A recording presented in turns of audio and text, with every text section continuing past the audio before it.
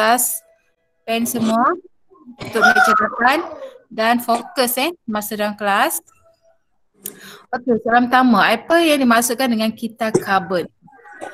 Okey, bila soalan tentang kitar, bila soalan tentang kitar, kitar apa pun, kitar karbon ke, kitar oksigen ke, apa lagi, kitar nitrogen ke, okey, sebab dalam sukatan hanya ada 3 kitar tu saja yang perlu kamu fokus. Okey, dia punya definisi dia hampir sama saja semua. So tukar perkataan apa nutrien lah yang terlibat. Contohnya kalau dalam kitaran karbon, dia ada 2 keywords yang perlu ada, iaitu yang pertama penggunaan ataupun pengambilan dan pengembalian. Okey, penggunaan ataupun pengambilan dan juga pengembalian. Okey, karbon. Kalau nitrogen, penggunaan dan pengembalian nitrogen. Okey, dalam ruang atmosfera dan dalam tanah secara berterusan. Okey, so kalau dia ada berterusan, dia adalah 1 markah. Kalau dia ada kata kunci penggunaan atau pengambilan dan juga pengembalian, 1 markah. So 2 markah untuk konsep kitar.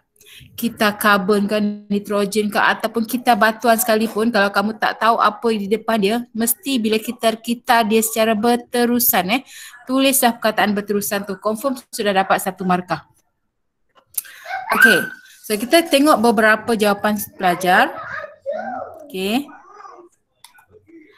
Okey, cikgu ambil contoh jawapan pelajar, kita tengok berapa markah yang dia perolehi. Okey, jawapan pertama, kitar karbon bermaksud kitaran dalam tumbuhan, haiwan, atmosfera, dalam bumi dan dasar laut. Wah, dalam bumi, dalam dasar laut lagi, sebuah ekosistem secara berterusan. Okey, so di sini kitaran apa? 1, tak ada.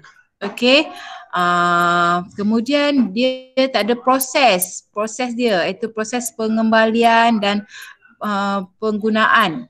Okey, tapi dia ada secara berterusan. So dia dapat 1 markah lah di sini.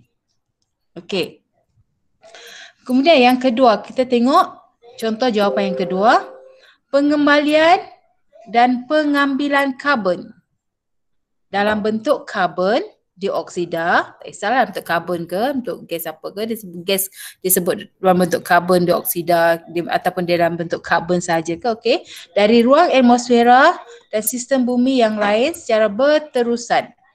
Okey, melalui proses fotosintesis, respirasi tumbuhan dan haiwan.